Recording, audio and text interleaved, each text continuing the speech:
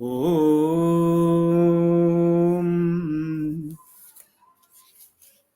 ब्रह्मानन्दं परमसुखदं केवलं ज्ञानमूर्तिं द्वन्द्वातीतं गगनसदृशं तत्त्वमस्यादिलक्ष्यम् एकं नित्यं विमलमचलं सर्वधी साक्षिभूतं भावातीतं त्रिगुणरहितं सद्गुरुं तं नमामि सद्गुरुं तं नमामि। ॐ देवेन्द्रमौलिमन्दार मकरन्दकणारुणा विघ्नान् हरन्तु हेरम्ब चरणाम्बुजरेणवः।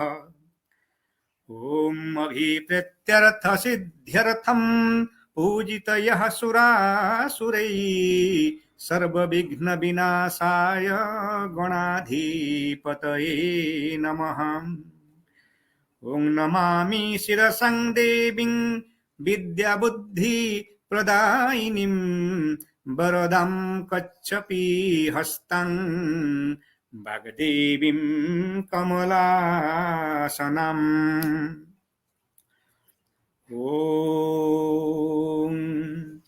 रामं लक्ष्मणं पूर्वजं रघुवरं सीतापतिं सुन्दरं काकुत्स्थं करुणाकरं गुणनिधिं विप्रप्रियं धार्मिकं राजेन्द्रं सत्यसन्धं दशरथतनयं श्यामलं शान्तमूर्तिं वन्दे लोकाभिरामं रघुकुलतिलकं राघवं रावणारिं रामाय रामभद्राय रामचन्द्राय मानसे रघुनाथाय नाथाय यः सीतायाः पतये नमः।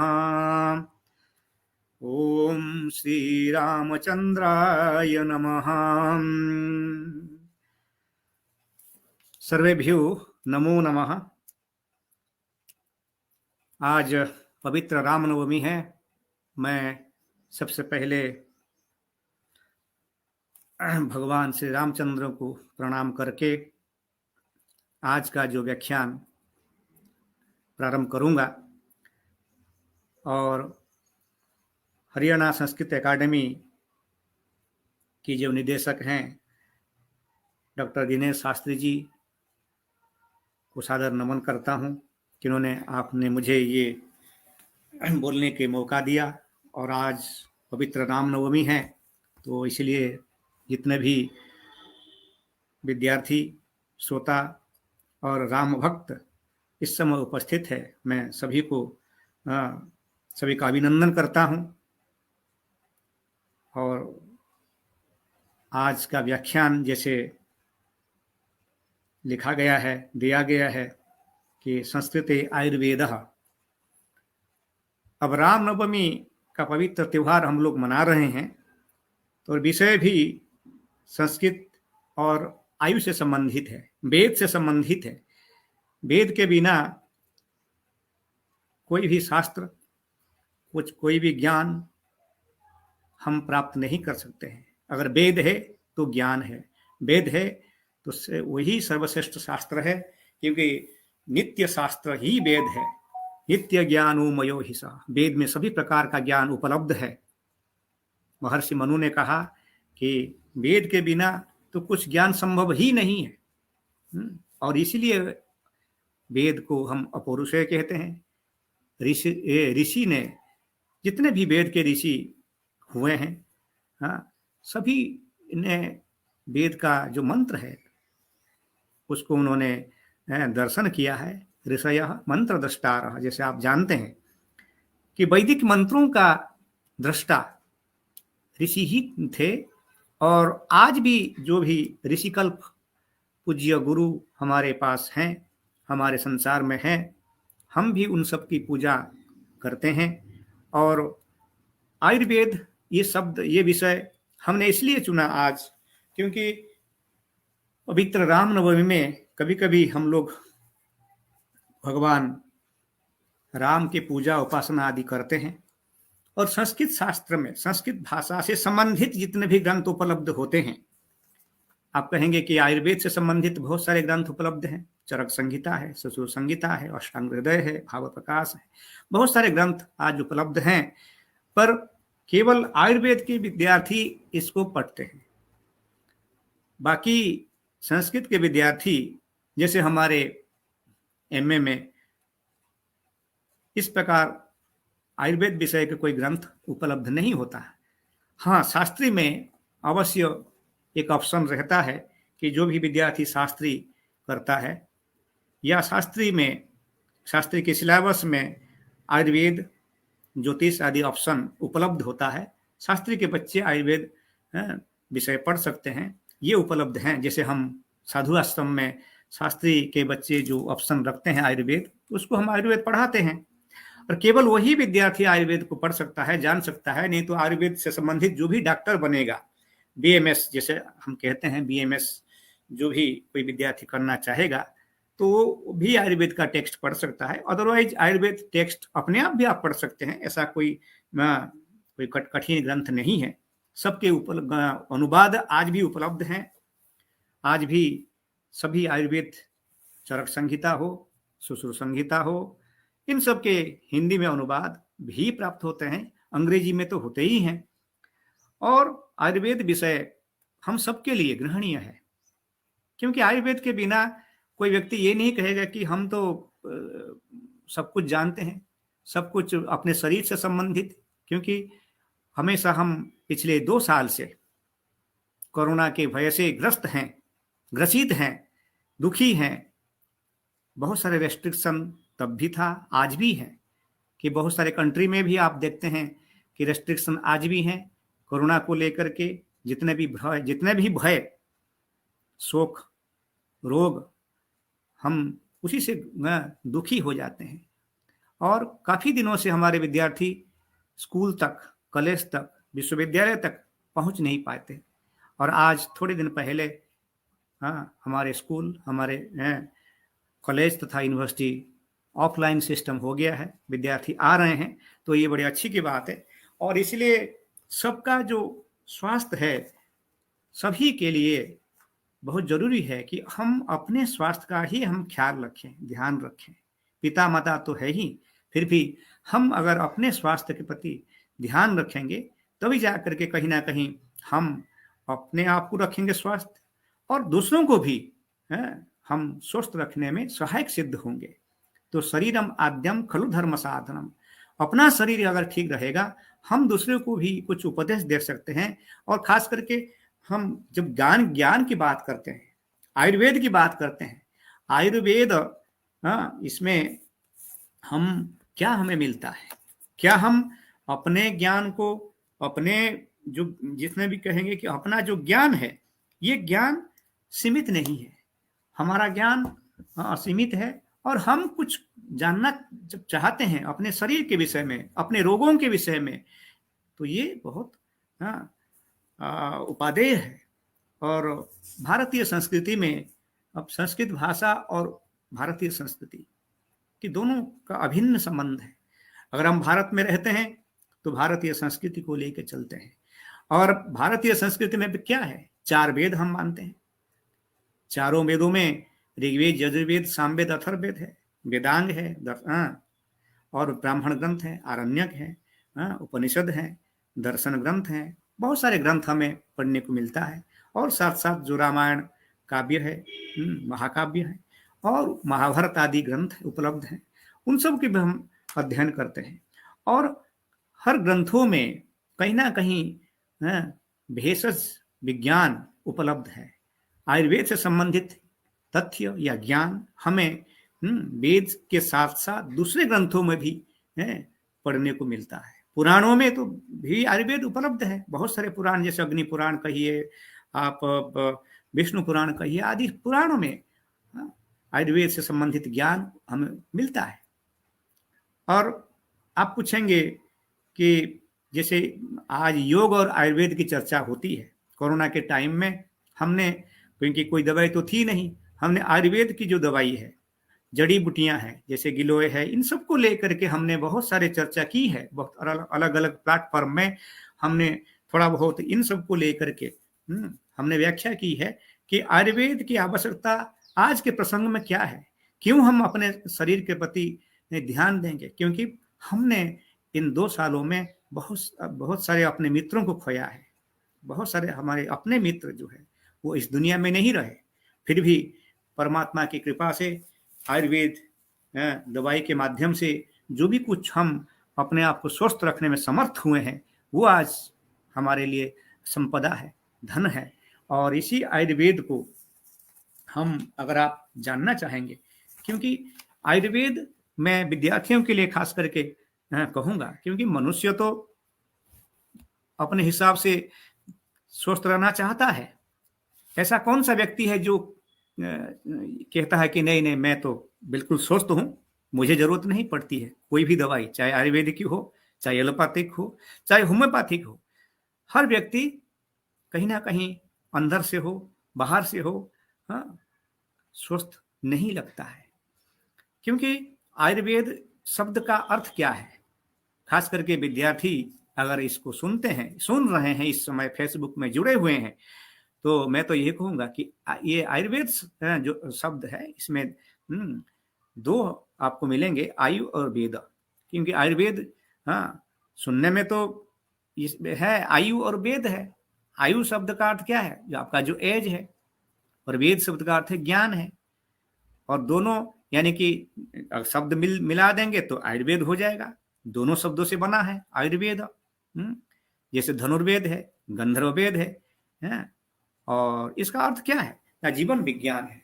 आयुर्वेद का संबंध वेद से है, अतः उसका विकास विभिन्न वैदिक मंत्रों से हुआ है, जिसमें संसार तथा जीवन, रोग तथा औषधियों के मूल तत्व तथा दर्शन का वर्णन भी किया गया है।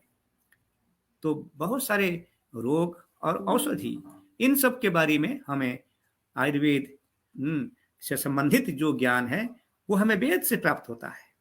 और अथर्ववेद से संबंधित ये वेद आयुर्वेद है। हाँ, ऋग्वेद में भी बहुत सारे मंत्र हैं जहाँ ये आयुर्वेद के जो औषधि हैं या फिर जो रोग हैं, इनके बारे में भी ज्ञान प्राप्त होता है, जिसको हम कह सकते हैं कि आयुषो वेद आयुर्वेद, अर्थात जो आयु का वेद हो, जिस वेद को, जिस ज्ञान को पाने के पश्चात, प्राप्त करने के पश्चात आपकी आयु कम से कम ठीक रहे, आप स्वस्थ रहेंगे, आपकी आयु की बढ़ोतरी होगी। ये नहीं कि आयु घटेगी नहीं, बढ़ेगी। तो इसलिए जो ज्ञान हमें आयुर्वेद देता है, जिससे फॉलो करके, जिसको मान करके हम आगे तक चल सकते हैं, दीर्घायु हो सकते हैं।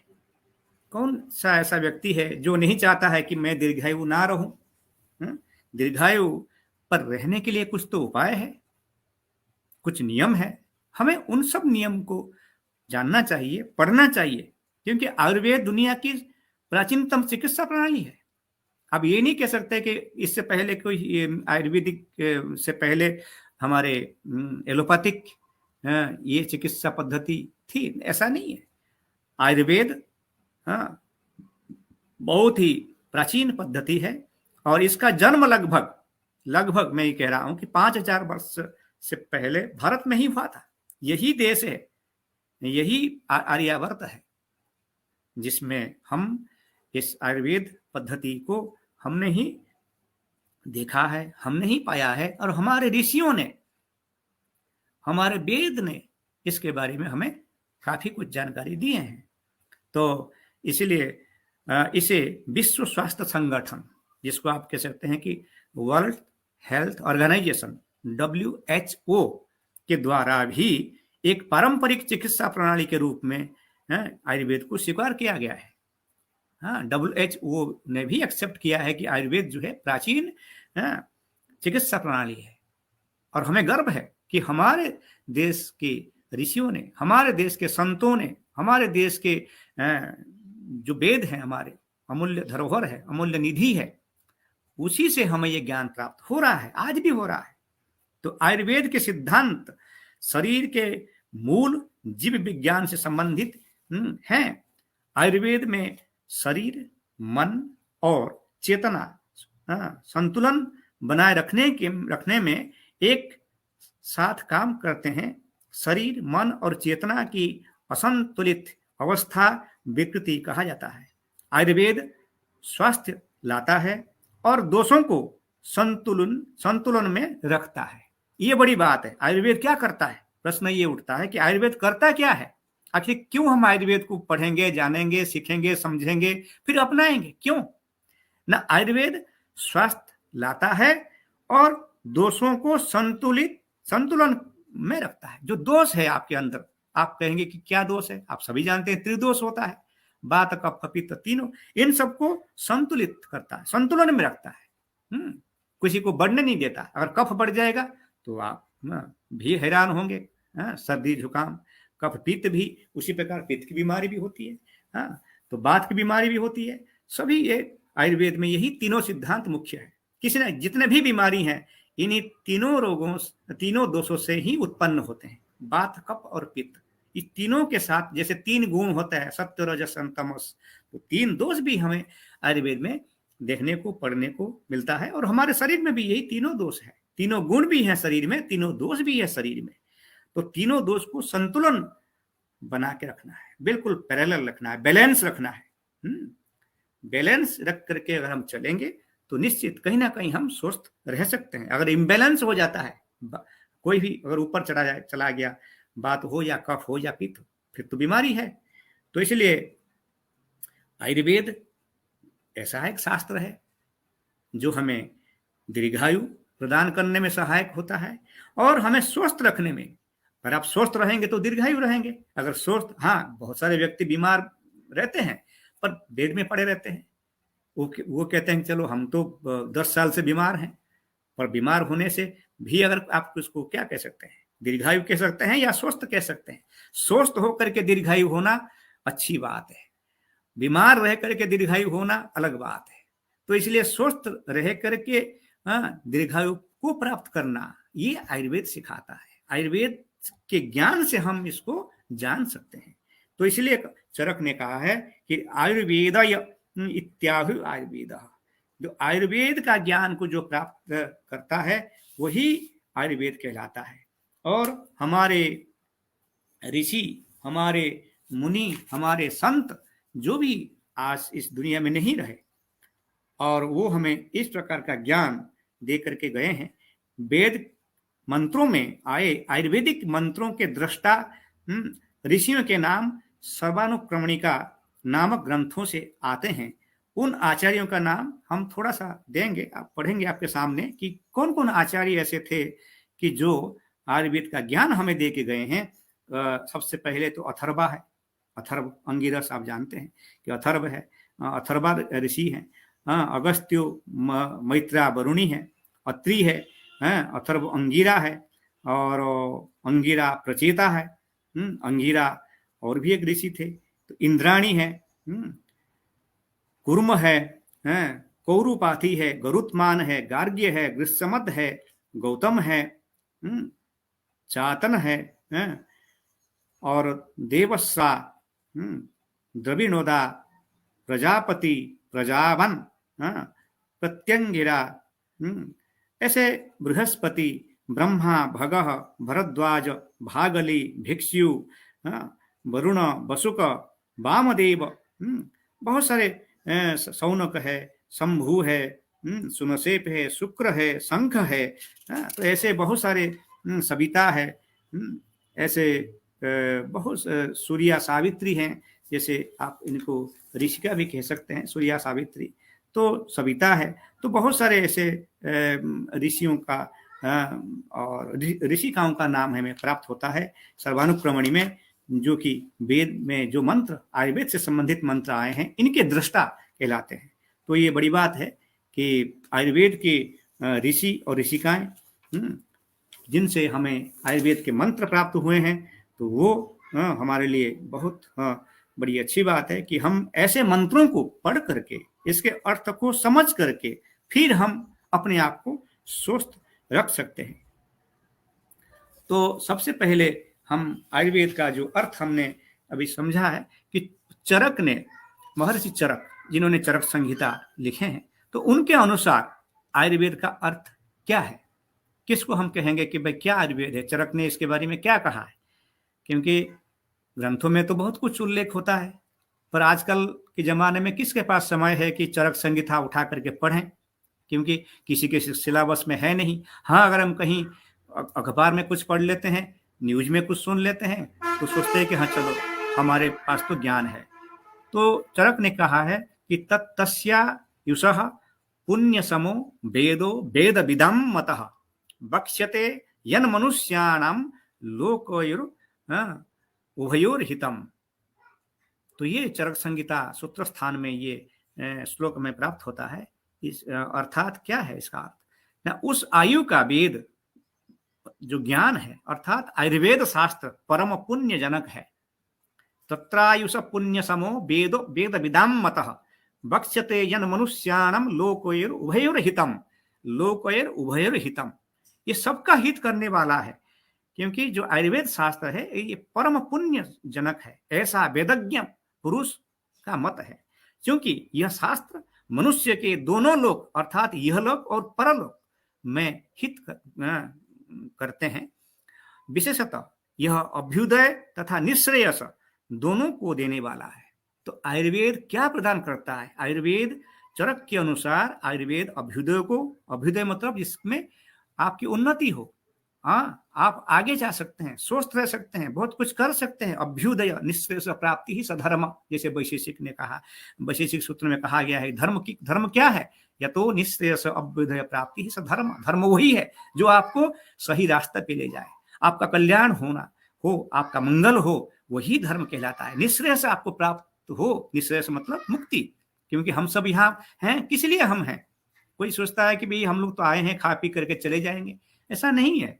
हमें तो केवल यहाँ मनुष्य के रूप में हम इसलिए पैदा हुए हैं, भाई हम परोपकाराय स्वर्गाय, दूसरे का उपकार करेंगे और अपना हित भी करेंगे, दूसरे का भी हित करेंगे, विद्या दान देंगे, और समाज में सबका हित करके, सबको सबका भला सोच करके, भला करके अगर हम संसार में सभी प्राणियों को सुखी रखना चाहेंगे, किसी के पास दुख हो तो उस दुख को कैसे हम उसको हटाएंगे, उसका निवारण करेंगे। ये सर्वशास्त्र, जितने भी शास्त्र हम अध्ययन करते हैं, जितने भी दर्शन हम अध्ययन करते हैं, सभी का एक ही लक्ष्य है कि दुखों से, रोगों से मुक्ति पाना। दुखत्रयाभिघाता जिज्ञासा तद अपघात कहे, तो सांख्य भी यही कहता है, दुखत्रय, 3 दुखों से हम हमेशा पीड़ित हैं, आध्यात्मिक, आदि दैविक, आदि भौतिक। ऐसा कोई मनुष्य नहीं है वो कहेगा कि मेरे पास दुख नहीं है, मेरे पास कोई बीमारी नहीं है, रोग नहीं है, मैं तो स्वस्थ हूँ, दुखी नहीं हूँ। ऐसा संभव नहीं है। मनुष्य है तो अवश्य दुखी है। तो कहीं ना कहीं भगवान बुद्ध इसी को समझ करके इसी दुनिया से वो अपने घर से जंगल जा करके तपस्या करके दुखों का निदान अपने बताया कि भाई दुख को कैसे हम दूर कर सकते हैं। आर्य अष्टांगिक मार्ग के बारे में उन्होंने बताया, और यही दुख क्या है, दुख का कारण क्या है, दुख का निदान क्या है। तो ये सब आप अगर पढ़ेंगे, सभी शास्त्रों में जितने भी दर्शन है, जितने भी शास्त्र है, सभी यही कहते हैं कि भाई दुखों से बचना है, और फिर दुखों से जब आप बच जाएंगे, दुख से मुक्त हो जाएंगे, तभी आप जाएंगे मुक्ति की ओर। तो इसलिए मुनि कौन होता है, ऋषि कौन हो, मुनि कौन है? ना दुखेषु उद्विग्न मना सुखेषु विगत स्पृह वितराग भय क्रोध स्थित धी मुनि रुच्यते। जो दुख में भी विचलित नहीं होता, सुख में भी इतना उछल कूद नहीं करता है। तो वितराग भय क्रोध, राग द्वेष भय क्रोध से जो ऊपर है वही मुनि कहलाता है। ये भगवत गीता में है। तो इसलिए हम अगर मनुष्य हैं तो कहीं ना कहीं हम अवश्य दुखी होते हैं। कुछ हमें प्राप्त नहीं हुआ, हम दुखी हो जाते हैं। किसी को ज्यादा मिल गया, कोई व्यक्ति दुखी हो जाता है, उसको क्यों ज्यादा नंबर मिल गया, हमें क्यों नहीं मिला, हमने तो अच्छा लिखा था, पर हमें क्यों नहीं मिला। तो मनुष्य कहीं ना कहीं दुखी होकर के जब मन को खराब कर लेता है तो मानसिक दुख उसके पास आ जाता है, मेंटल टेंशन आ जाता है। तो मेंटल टेंशन भी रोग है। व्यक्ति फिजिकली तब बीमार होता है जब मन उसका सही नहीं होता, जो मन से बीमार हो जाता है, मन से दुखी हो जाता है, मन से टेंशन से युक्त हो जाता है, तभी वो फिजिकली भी बीमार पड़ जाता है। सोचते सोचते तो बीमार पड़ जाएगा। इसलिए मन को शांत रखना है, मन को प्रसन्न रखना है, मन को कम से कम हल्का रखना है। मन में शांति का भाव होना चाहिए। मनो एव मनुष्याणाम कारणं बंध मोक्षयो। मन है तो मनुष्य का बंधन का भी कारण है, मोक्ष का भी कारण है। अगर मन आपका शांत है तो आपके पास सभी प्रकार के ये कह सकते हैं कि संपत्ति है, सभी प्रकार के संपदा आपके पास है। अगर जिसका मन अशांत है, अशांतस्य कुतः सुखम, गीता कहती है अशांतस्य कुतः सुखम, जिसके पास शांति नहीं है उसके पास सुख कहां से आएगा। अरे सुख नहीं होगा तो फिर आप कैसे निरोग रहेंगे। तो निरोग रहना चाहते हैं, तो सुखी रहना चाहते हैं, तो कम से कम मन को प्रसन्न तो रखिए। मन तन्मे मनः शिव संकल्पमस्तु, ये वेद में कहा गया है। यज्जागतो दूरम मुदयति दैवं तदुसुप्तस्य तथैवैति दूरं गमं ज्योतिषं ज्योतिरेकं तन्मे मनः शिव संकल्पमस्तु। हे मेरे मन, तुम शिव संकल्प से युक्त हो। जहां पवित्रता है, जहां शांति है, वहीं हमें जाएं, हमें चलना चाहिए पवित्रता की ओर। जहां पवित्रता की बात कहते हैं, जहां ऋषि मुनि रहते हैं, जिस आश्रम में रहते हैं, जहां परिवेश अच्छा होता है, वहीं हमें जाना चाहिए, वहीं हमें अवस्थान करना चाहिए। शांति के लिए ही हम प्रार्थना करना चाहिए। और यही कहा गया है कि अगर हम मनुष्य जितने भी हैं सभी अपने सुख के बारे में सोचते हैं, दुख के बारे में कोई सोचता ही नहीं है। पर दुख ऑटोमेटिक आपके अंदर आ जाता है। इसलिए बहुत सारे शास्त्र हमारे पास है, पुराण भी हैं, वो कहते हैं भाई धर्मार्थ काम मोक्षाणम आरोग्यम साधनम यतः अतस्तु आरोग्य दानेन नरो भवति सर्वदा। पुण्य आचार्य लोग और भी कहते हैं कि ये आयुर्वेद का क्या फायदा है, आयुर्वेद को पढ़ने से क्या मिलेगा हमें, आयुर्वेद क्यों हम पढ़ें। तो कहते हैं कि धर्मार्थ काम मोक्षाणम आरोग्यं मूलमुत्तमम रोग तस्या अपहरतारा श्रेयसो जीवितस्य तु। और इसलिए कहा गया है कि आयुर्वेद क्यों इंपॉर्टेंट है, आयुर्वेद का महत्व क्या है। अगर हम संक्षेप में कहेंगे कि ये उदाहरण हमने भी पढ़ा है आपके सामने कि आरोग्य दानथ परमम न दानम विद्यते कोचित अतो देयो ऊर्जा भाग्यवृद्धये औषधम स्नेहमाहारम रोगीणाम रोगशांतये ददानो रोगरहित सुखी दीर्घायुरेव च। और ये भी किसी पुराण में भी कहा गया है कि सौर पुराण में क्या कहा गया है कि रोगीणो रोग शांत्यर्थम औषधम च प्रयच्छति रोगहीनः सदीर्घायु सुखी भवति सर्वदा। क्या है इन सब का अर्थ? संक्षेप में हम यही कहेंगे कि आयुर्वेद का यथाविधि अध्ययन करके चिकित्सा करने से मनुष्य अत्यंत पूर्ण पुण्य का भागी होता है, तथा आयुर्वेद शास्त्र का अध्ययन करके जिस प्रकार मनुष्य दूसरों को आरोग्य प्रदान करता है, उसी प्रकार स्वयं भी निरोग रहता हुआ धर्म अर्थ काम मोक्ष इस चतुर्विध पुरुषार्थ को भी प्राप्त कर सकता है। अगर आप स्वस्थ रहेंगे तभी तो आप पुण्य करेंगे। कोई अस्वस्थ व्यक्ति, कोई बीमार व्यक्ति क्या कहीं तीर्थाटन कर सकता है? तीर्थ में जा सकता है, मंदिर जा सकता है, पुण्य कर सकता है क्या? नहीं कर सकता है। व्रत कर सकता है क्या? नहीं कर सकता है। जो व्यक्ति निरोग है वही व्यक्ति व्रत रख सकता है, वही व्यक्ति कहीं मंदिर जा सकता है, वही व्यक्ति कहीं ना कहीं गंगा स्नान करने में समर्थ है, मंदिर जाने में भी समर्थ है। अगर व्यक्ति निरोग हो तभी ये सब दान पुण्य आदि कर्म कर सकता है, अन्यथा संभव नहीं है। तो इसलिए आयुर्वेद शास्त्र को पढ़ना चाहिए। इससे ज्ञान लेकर के आप अपने आप को स्वस्थ रख सकते हैं, यही कहता है आयुर्वेद। महर्षि चरक आयुर्वेद को पुनः व्याख्या करते हैं।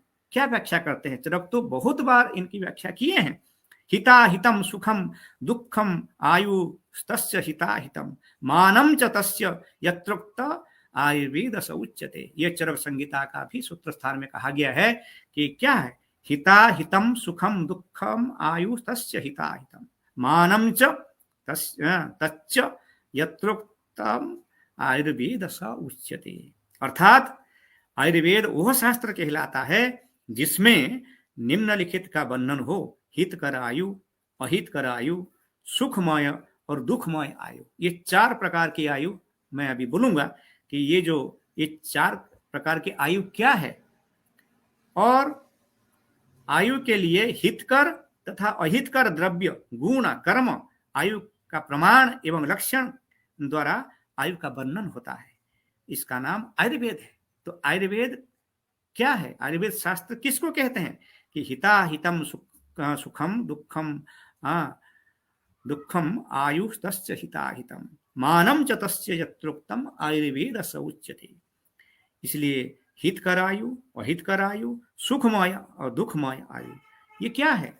आयु मैं एक के बाद एक आयु के बारे में बताऊंगा कि हितायु क्या है। 4 प्रकार की आयु के बारे में कहा गया है कि हित आयु क्या है।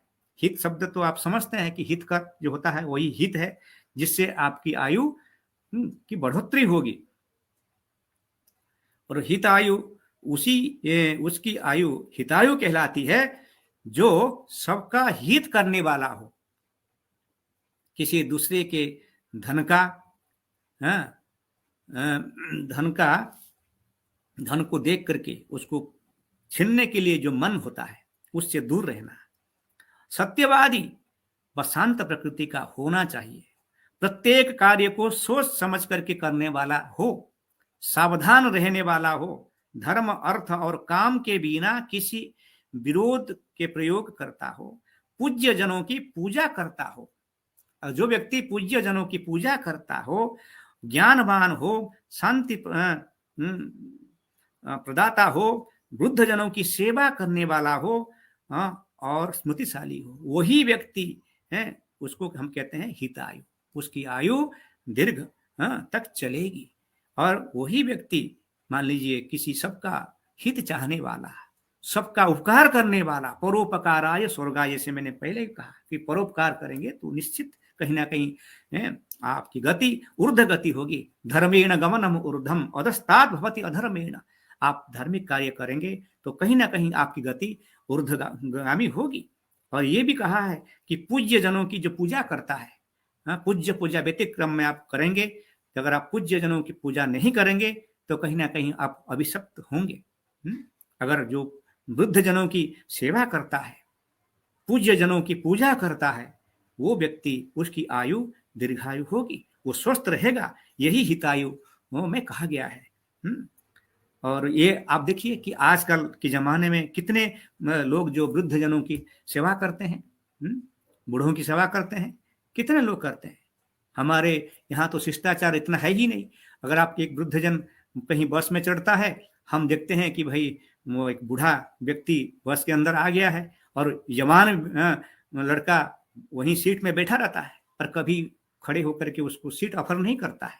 पर हमने देखा थाईलैंड में कि ऐसा, जैसे कोई बस हो चाहे मेट्रो ट्रेन हो, और कोई भी वृद्ध व्यक्ति अगर कहीं बस में या ट्रेन में आ जाते हैं तो तुरंत कोई ना कोई खड़े होकर के उनको सीट दे देते हैं।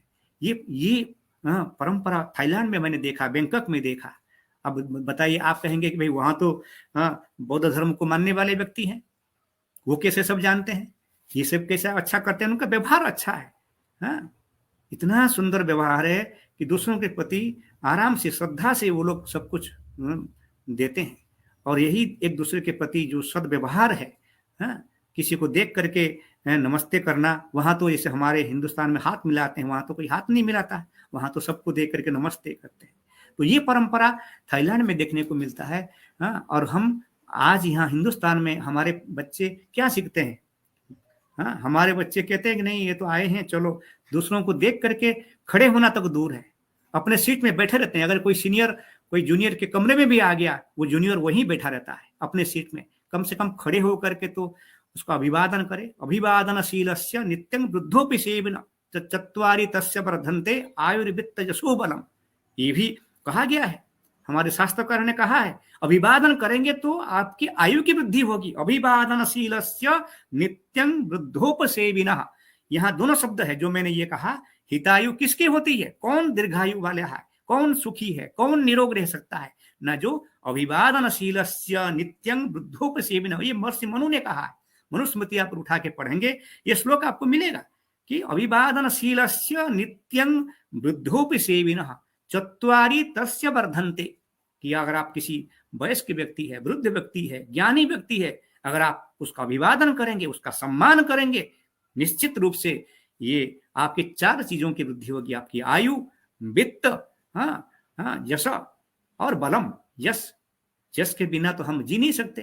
भाई कीर्ति जस्य सजीवति, जिसकी कीर्ति है वही व्यक्ति जीवित रह सकता है बहुत दिन तक। अगर हम चले भी जाएंगे इस दुनिया से, फिर भी हमारे जो कार्य है, हमारे जो कर्म है, उसको देख करके लोग याद करेंगे, अरे इन्होंने इतने पुस्तक लिखे हैं, इन्होंने मंदिर बनाया है, इन्होंने इतने लोगों को दान किया है, बहुत कुछ किया है। तो वही कीर्ति जो है, कीर्ति जस्य सजीवति, जीवित वही रहता है जिसने कुछ अच्छे कर्म जो किए हैं, जो पुण्य कर्म किया है। और जो व्यक्ति दूसरों को कष्ट दिया है, दंड दिया है, ठगा है, वो व्यक्ति कभी भी सुखी नहीं होगा, निरोग भी रह भी नहीं सकता। इसलिए हित आयु में इन सब की गणना की गई है कि जो व्यक्ति वृद्धजनों की सेवा करता है, जो व्यक्ति पूज्य जनों की पूजा करता है, वही व्यक्ति केवल सुखी रह सकता है, रोग से दूर रह सकता है। वो इसकी आयु जो है दीर्घ होगी, दीर्घायु। हम जीवेम शरद शतम कहते हैं नानी, मंत्र आता है जीवेम शरद शतम, कि 100 साल तक हम आप जिए, जीवित रहिए। तो जीवित रहने के लिए यही कारण है, आप दूसरों को कष्ट ना दें, दूसरों को शांति प्रदान करें, सत्य वचन बोलें, अभिवादन करें। आपके पास कोई भी आता है उसका अभिवादन करें, खड़े होकर के नमस्ते करके अभिवादन करना चाहिए। यही भारतीय संस्कृति है, यही भारतीय संस्कृति का मुख्य जिसको कह सकते हैं कि मुख्य अंग है। वृद्ध जनों को सम्मान देना, विद्वानों को सम्मान देना। विद्वान सो ही देवा, विद्वान कौन है? अरे जो हम देवता मानते हैं, गुरु जो है वही देवता है। विद्वान सो ही देवा, जो विद्वान है वही देवता है। अगर हम विद्वान को सम्मान नहीं देते, गुरुओं को सम्मान नहीं देते, वृद्ध जनों को सम्मान नहीं देते, पूज्य जनों की पूजा नहीं करते, तो हमारे आयु वैसे ही कम हो जाएगी, हम मानसिक तनाव में रहेंगे, हम ऊपर तक जा नहीं पाएंगे। तो इसलिए बहुत सारे कारण इसमें दिया गया है। मैं तो केवल एक थोड़ा बहुत चलो विद्यार्थियों के लिए बात कहता हूं कि आजकल कलियुग में विद्यार्थी कहां तक कुछ सीखते हैं, कहां तक कुछ प्राप्त करते हैं, यही बात हमें कहना है। और आज जैसे राम राज्य की कल्पना करते हैं, भगवान राम जैसे देखिए, स्नेहम दयाम च सौख्यम च यदि वा जानकीम अपि आराधनाय लोकस्य मुंचतो नास्ति में व्यथा। ये तक यहाँ तक राम ने कह दिया, मैं प्रजा का मनोरंजन करने के लिए, प्रजा पालन करने के लिए मैं सब कुछ छोड़ने के लिए तैयार हूँ। आराधनाय लोकस्य मुंचतो नास्ति में व्यथा, मुझे कोई भी कष्ट नहीं होगा अगर मेरी प्रजा के लिए मैं कुछ भी करना चाहता हूँ। स्नेहम दयाम च सौख्यम च, मैं अपना सुख त्याग कर दूंगा, मैं अपने सब कुछ त्याग कर सकता हूँ। इवन जानकीम अपि, अगर सबसे प्रिय मेरे जो जानकी है, जो सीता है, मैं उनको भी त्याग कर सकता हूँ प्रजाओं को सुखी देखने के लिए। तो ये बात आप उत्तरामचरित में अगर भवभूति को पढ़ेंगे तो कहीं ना कहीं भवभूति ने राम के लिए ये वाक्य का प्रयोग किया।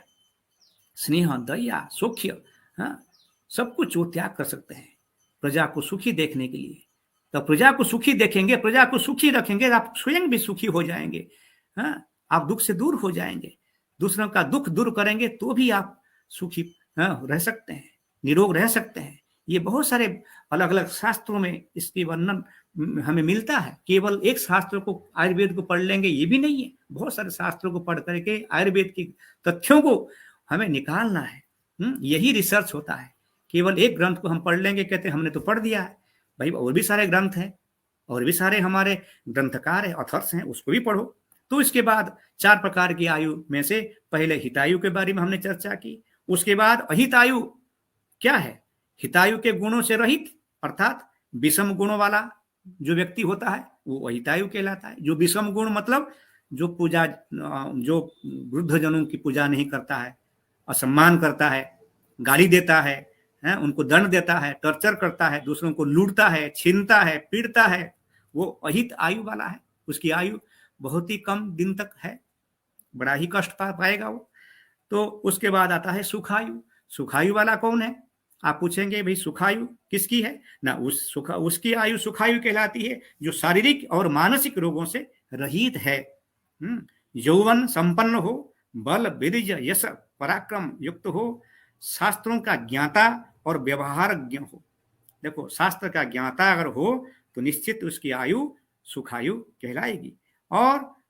और क्या है? हमेशा प्रसन्न चित्त और संतुष्ट इंद्रियों से युक्त हो, ऐसे व्यक्ति, और समृद्ध और विभिन्न प्रकार के उपभोगों से भी युक्त हो, जो प्रत्येक सफलता को प्राप्त करने वाला हो और अपनी इच्छा अनुसार विचार करने वाला हो, किसी के अधीन रह करके काम नहीं करता हो, अपने हिसाब से चले, दूसरों को कष्ट ना दे, हमेशा प्रसन्न चित्त रहने वाला व्यक्ति, और रोग से यही व्यक्ति रहित रह सकता है, इसको सुखायु कह सकते हैं। और अंत में दुखायु। फिर दुखायु क्या है ना, सुखायु के विपरीत जो गुण वाला है वो दुखायु कहलाता है। तो आयुर्वेद शास्त्र के द्वारा आयु के स्वरूप और उसकी रक्षा का ज्ञान हमें प्राप्त होता है। हितकर आहार विहार और आचरण करने से आयु भी ठीक रहती है, और ये हम थोड़ा सा फिर आगे चर्चा करेंगे। तो भगवान धन्वंतरी के बारे में आपने सुना होगा, धनतेरस आप लोग मनाते हैं, धन्वंतरी दिवस मनाते हैं। तो धन्वंतरी से भी पूछा गया है, धन्वंतरी ने कहा है कि सुश्रुत को उन्होंने उपदेश दिया है कि इस आप बताइए कि कौन सुखी है, कौन किस प्रकार की सम्यक प्रकारेण निर्विकारत्वेन तिष्ठति स्वस्थः। तो इसलिए धन्वंतरी भी हमें उपदेश देते हैं कि हम उसी प्रकार के हिसाब से हमें चलना चाहिए कि जो धन्वंतरी का जो शास्त्र है, धन्वंतरी का जो उपदेश है, सुश्रुत को उन्होंने उपदेश दिया। क्या उपदेश दिया? कि आयुर्वेद शास्त्र का क्या प्रयोजन है, क्यों हम आयुर्वेद शास्त्र को पढ़ेंगे। नहीं, सबसे जो पहला है कि रोगग्रस्त प्राणियों को रोगों को दूर करना है। जो रोगग्रस्त प्राणी है उनके अंदर जो जितना भी रोग है उसको दूर करना है, और स्वस्थ प्राणियों के स्वास्थ्य की रक्षा करना है। दो बातें हैं, एक है कि रोगग्रस्त प्राणियों के रोगों को दूर करना है, जो बीमार है उसको ठीक करना है, और स्वस्थ प्राणियों के स्वास्थ्य की रक्षा करना। आप कहेंगे भाई जो स्वस्थ है तो उसकी स्वास्थ्य की रक्षा क्या करना है, ऑलरेडी तो स्वस्थ है। नहीं, ऐसा नहीं है। तो सुश्रुत के अनुसार स्वस्थ की परिभाषा क्या है? तो समदोष समग्निश्च समधातुम अलंक्रिय प्रसन्ना आत्मेन्द्रिय मनः स्वस्थ्य इत्यभिधीयते। कि विश्व, आप देखिए, स्वस्थ व्यक्ति वो होता है कि जो स्वस्थ होता है, ये नहीं है कि उसके अंदर रोग नहीं है। स्वस्थ व्यक्ति के अंदर रोग है, थोड़ा सा आप उल्टा सीधा कुछ भोजन कर लेंगे, विहार कर लेंगे तो वो फिर निकल आएगा। तो इसलिए स्वस्थ व्यक्ति को भी मेंटेन करना है स्वास्थ्य। इसलिए जो हमारा वर्ल्ड हेल्थ ऑर्गेनाइजेशन है, WHO है, विश्व स्वास्थ्य संगठन है, भी केवल वो भी मानता है, क्या मानता है ना, विश्व WHO ने भी केवल रोग रहित होने को स्वस्थ या हेल्दी नहीं मानता है। रोग रहित होने से आप स्वस्थ नहीं होंगे। तो रोग रहित होना, स्वस्थ रहना दोनों अलग बात है। जो व्यक्ति कहेगा कि मेरे पास तो कोई रोग नहीं है, मैं तो बिल्कुल स्वस्थ हूं, ऐसा नहीं है। सबके अंदर शरीरम रोग मंदिरम, ये आप भूल जाते हैं। ये कहा गया है कि शरीरम रोग मंदिरम, शरीर जो है रोग का मंदिर है। रोग का घर क्या है ना, वो शरीर है। इसलिए सबके शरीर में रोग अवश्य रहता है, चाहे दिखता हो नहीं दिखता हो, वो अलग बात है। जब दिखाई देगा आप कहेंगे मैं बीमार हूं, नहीं दिखेगा तो आप कहेंगे मैं स्वस्थ हूं, पर रोग तो आपके अंदर है ही।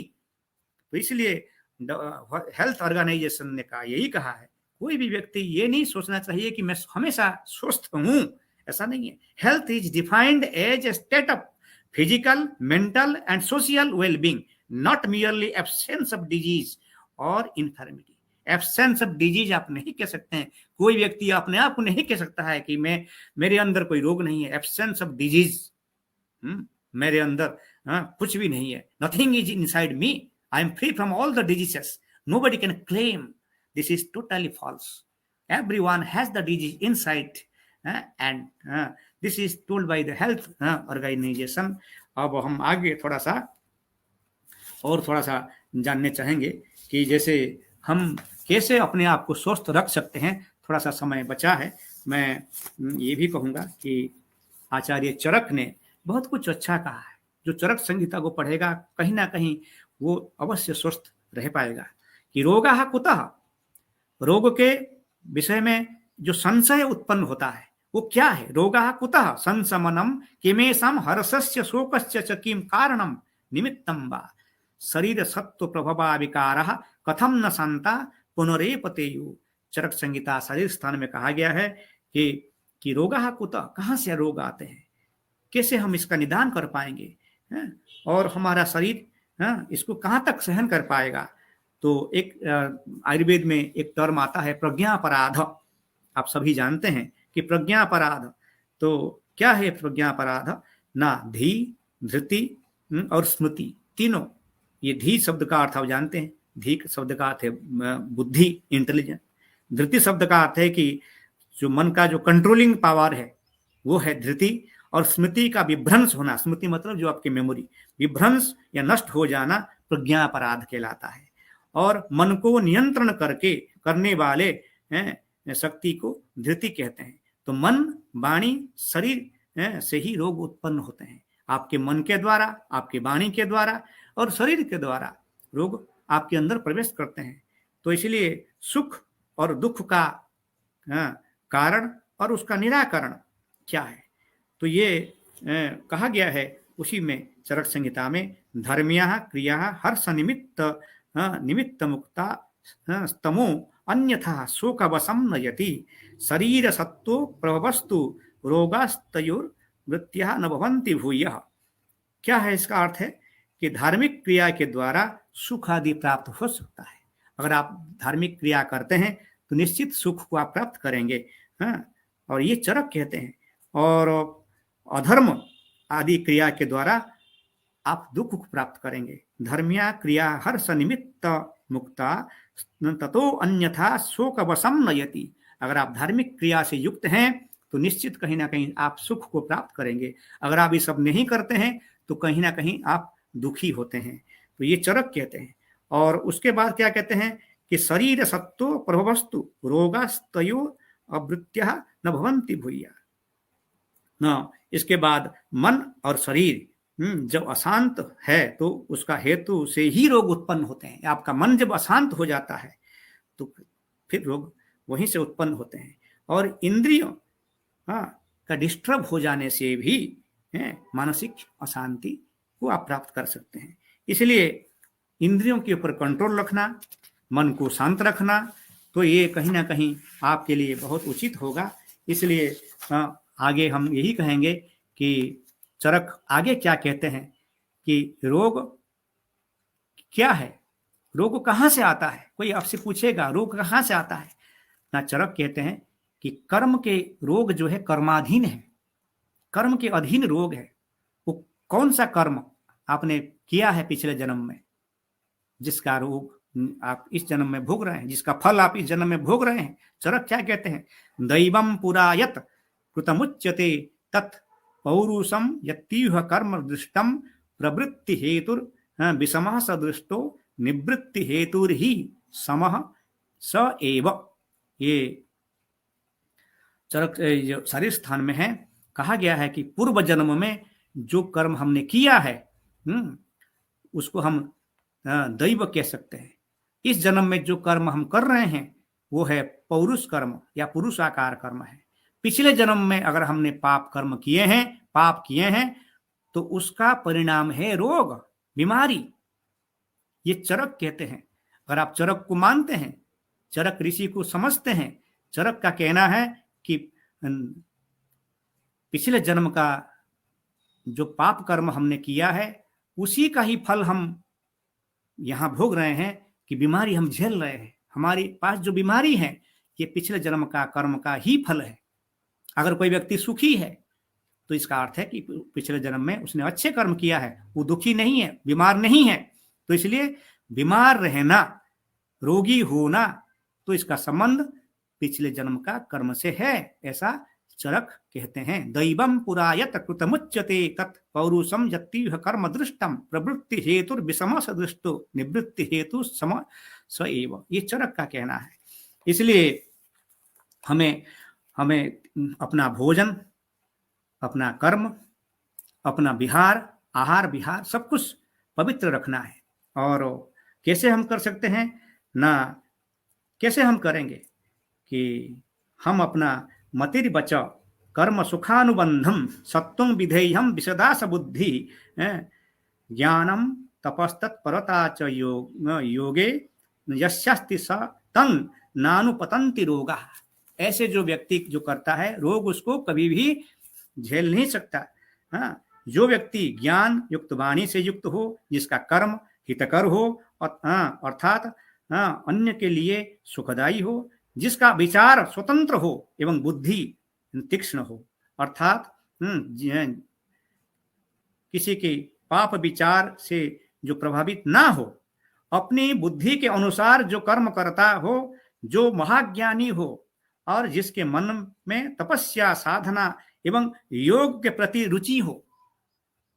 योग के प्रति चरक योग को भी, आज हम जैसे बहुत सारे आसन करते हैं, प्राणायाम करते हैं, तो चरक ये भी कहते हैं भाई योग करिए, ज्ञानम तपस्तत् परता च योगे यस्यास्ति तं नानुपतंति रोगा। अगर कोई योग करता है तो उसके पास रोग नहीं रहता है, ये चरक कहते हैं। इसलिए मतिर बचा, जिसका बुद्धि सही हो, सही बुद्धि हो, और कर्म भी सही होना चाहिए, तो ऐसे व्यक्ति जो है रोग से दूर रहता है, रह सकता है, ऐसा चरक कहते हैं। तो योग से आप जोड़िए और अच्छे कर्म करिए, अच्छे वाणी बोलिए, तो कम से कम आप रोग से दूर रह सकते हैं। और भी उन्होंने कहा कि थोड़ा बहुत आपके आचार, आहार विहार, आहार विहार से भी हमें बहुत सारे रोग प्राप्त होते हैं। नरो हिताहारी विहार सेवी समीक्षकारी विषयेषु असक्तः दाता समः सत्यपर क्षमावान आप्तोपसेवी च भवत्यरोगः। ये भी शरीर स्थान में कहा गया है चरक संहिता में, कि चरक क्या कह सकते हैं ना, चरक कहते हैं कि रोग किन किन कारणों से हम दुखी होते हैं और किन किन कारणों से हम रोग से दूर रह सकते हैं, क्या कारण है। क्या है ना, नरो हिताहारी विहार सेवी, जिसका आहार विहार ठीक है, जो समझकर देख करके कार्य करता है, जो विषय भोग आदि में लिप्त नहीं होता। ये मेटेरियलिस्टिक वर्ल्ड, जो भोगवादी का जीवन हम लोग जी रहे हैं, उससे दूर हमें रहना चाहिए। और जो निरासक्त और जो दाता है, जो दानी है, जो सत्यवान है, क्षमावान है और विश्वस्त पुरुष है और विज्ञ लोगों के सेवा में जो हमेशा रहता है, वो हमेशा रोग शून्य रहता है। तो ये बहुत सारे कारण चरक ने गिनाया है कि अगर आपका आहार सही हो, आपका विहार सही हो, आप जैसे आप मॉर्निंग वॉक करते हैं, इवनिंग वॉक करते हैं, ये भी सही ढंग से करते हैं, आपका भोजन भी समय के हिसाब से आप लेते हैं, वो भी सही होना चाहिए। और जो दाता हो, सत्यवान व्यक्ति हो, क्षमावान व्यक्ति हो, विश्वस्त हो और जो सबके लिए कुछ ना कुछ सेवा करता हो, तो वो व्यक्ति भवति अरोगः, वो व्यक्ति रोग से दूर रह सकता है, ऐसा हमारे चरक जो है वो कह सकते हैं। तो इसलिए जो भोजन के बारे में कहा गया है कि भोजन किस प्रकार का होना चाहिए ना, हम अगर देखेंगे तो चरक ये भी कहते हैं कि रीत भुख, मीत भुख और हित भुख, 3 प्रकार के भोजन के बारे में वो कहते हैं कि कैसे ऋतु के अनुसार जो भोजन करता है उसको ऋतु भुख कहते हैं। ऋतु के अनुसार, जैसे गर्मी है तो गर्मी के हिसाब से भोजन लीजिए, सर्दी है तो सर्दी के हिसाब से भोजन लीजिए। और मीत भूख, मीत का अर्थ है उचित मात्रा में जो हमें भोजन करना चाहिए, यानी कि जो भोजन फ्री में मिलता है आकंठ भोजन हम कर लें, गलत है। तो हित भूख, हितकर भोजन जो कि शरीर में वात पित्त तथा कफ को सम रखने वाला हो, ऐसा भी भोजन हमें करना चाहिए। हैं, जैसे नीम है, जैसे आप देखेंगे कि हमारे हिंदुस्तान में तो समय समय पर हम लोग ऋतु के हिसाब से हम भोजन करते हैं, सब्जी भी लेते हैं। तो ये चरक ने भी उसी हिसाब से कहा है। तो हित भूख कहने से आप जैसे कोई बीड़ी पीता है, कोई सिगरेट पीता है, कोई गुटखा खाता है, कोई शराब आदि का जो ऐसे व्यक्ति पदार्थ जो करते हैं उसका निषेध हो जाता है कि हित भूख, हितकारी। तो कम से कम ऐसे जो जिसके पास ये सब है तो उसको त्याग कर दें, बीड़ी सिगरेट गुटखा शराब आदि को त्याग करें। और ऋत भूख क्या है ना, कहने से मांस मछली अंडा आदि का निषेध हो जाता है, जो हम इसको छोड़ दें। और ऐसे करने से कम हमारा जो मन है वो शांत रहेगा, मन प्रसन्न रहेगा, और मन प्रसन्न रहेगा तो हम फिर रोग से दूर हो जाएंगे। तो ये आयुर्वेद शास्त्र जो है हमारे अपने आयु को बढ़ाने के लिए, शरीर को स्वस्थ रखने के लिए उपदेश हमेशा देता आया है। हम तो अपने मर्जी से ही भोजन करते हैं, अपने मर्जी से ही हम चलते हैं, तो इसलिए उससे तो नहीं होगा। हम अपने मर्जी से को छोड़ करके शास्त्र को हमें मानना चाहिए। शास्त्र क्या कहता है, शास्त्र का इसमें दिनचर्या कैसे होना चाहिए। जैसे विद्यार्थियों के लिए मैं कहता हूँ कि ब्राह्मण मुहूर्ते उत्तिष्ठेत स्वस्थो रक्षार्थम आयुषः। तो ये कहता है कि भाई अष्टांग हृदय ये कहता है कि ब्राह्मे मुहूर्ते उत्तिष्ठेत, ब्राह्म मुहूर्त में उठना चाहिए, विद्यार्थी को उस समय उठ करके पढ़ना चाहिए, विद्याभ्यास करना चाहिए। और स्वस्थो रक्षार्थम आयुषः, अगर कोई व्यक्ति चाहेगा कि मैं जल्दी उठ करके अपना जैसे प्राणायाम करूंगा और योगासन करूंगा, तो निश्चित ब्राह्मी मुहूर्त में आप अपना दिनचर्या शुरू कर सकते हैं। यह अष्टांग हृदय कहता है the healthy person should get up from the bed during the Brahmi मुहूर्त टू प्रोटेक्ट हिज लाइफ। अगर कोई ब्राह्मी मुहूर्त में उठ करके दिनचर्या का प्रारंभ करता है, अध्ययन आदि करता है, स्वाध्याय करता है, तो कहीं ना कहीं वो स्वस्थ रह सकता है। ये भी अष्टांग हृदय कहता है। तो इसलिए हम अपने आप को कैसे स्वस्थ रख सकते हैं, तो इसका हमें बताया गया है कि अलग अलग शास्त्रों में और अलग अलग हमारे चरक संहिता, सुश्रुत संहिता, इन सब में। इसलिए सज्जनों के संग भी आप अगर रहेंगे, कि सज्जनों के संग रहने से या सज्जनों के साथ देने से कम आपका दुख दूर हो जाता है। इसलिए कहते हैं क्षणम यह सज्जन संगतिरेका भवति भवार्णवतरणि बनोका। क्षण भर अगर सज्जन के साथ आप रहेंगे तो निश्चित कहीं ना कहीं आप फ्री माइंड रहेंगे, आपका मन शांत रहेगा, प्रसन्न रहेगा। इसलिए तो हम यही कह सकते हैं कि आपका मन प्रसन्न रहो। मतिर्वचः कर्म सुखानुबंधी सत्वं विधेयं विशदा च बुद्धि ज्ञानम तत् परसा च योगे यस्य स्थितं नानुपतन्ति रोगा। मैंने कहा योग के साथ जुड़े रहिए और प्रिय वाक्य बोलते रहिए। प्रिय वाक्य प्रदानेन सर्वे तुष्यन्ति जन्तवः तस्मात् वाक्य प्रदानेन वचने का दरिद्रता। प्रिय वाणी बोलना चाहिए, जिसकी प्रिय वाणी बोलने से आपके सामने वाला व्यक्ति, पड़ोसी सभी संतुष्ट होंगे, आपका मन प्रसन्न रहेगा। और यही सब जो है वचने का दरिद्रता। वचन में कौन सा दरिद्रता है? इसलिए वचन में दरिद्रता नहीं होता है।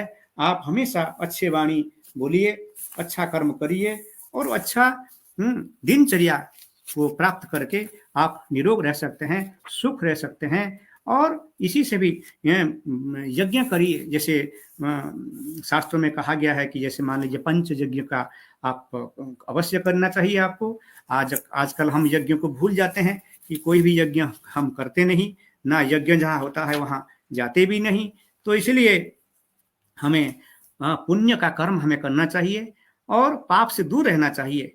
पाप से दूर रहेंगे तो कहीं ना कहीं हम मन से भी सुखी रहेंगे और कर्म से भी अच्छे रहेंगे।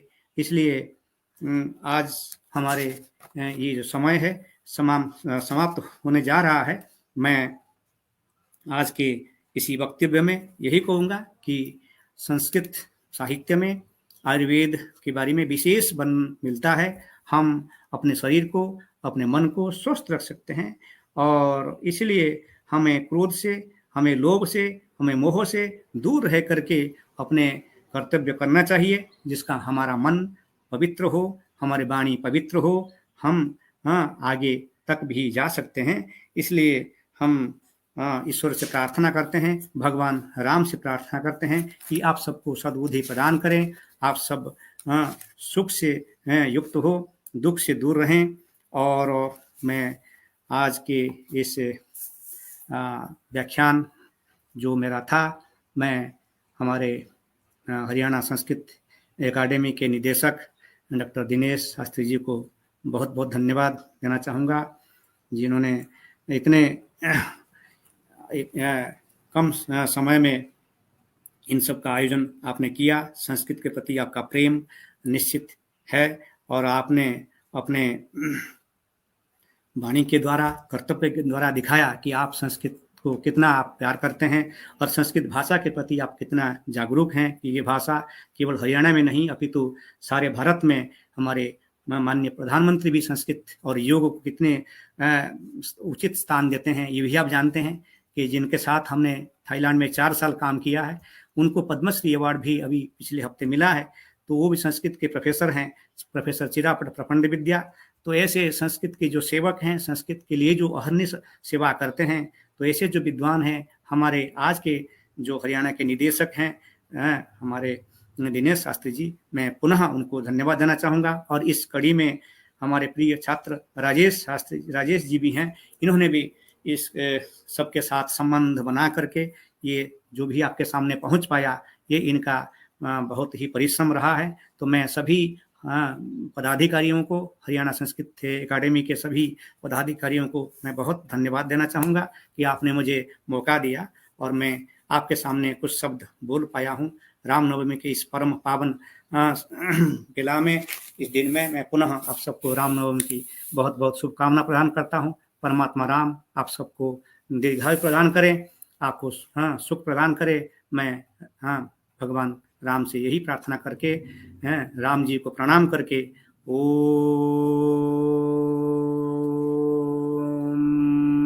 रामाय रामभद्राय रामचंद्राय मानसे रघुनाथाय नाथाय सीताय पतये नमः। ओम सर्वे भवन्तु सुखिनः, सर्वे सन्तु निरामया, सर्वे भद्राणि पश्यन्तु, मा कश्चित् दुःखभाग् भवेत्। ओम शांति शांति शांति। ओम पुनः आप सबको बहुत बहुत धन्यवाद, सादर नमस्कार।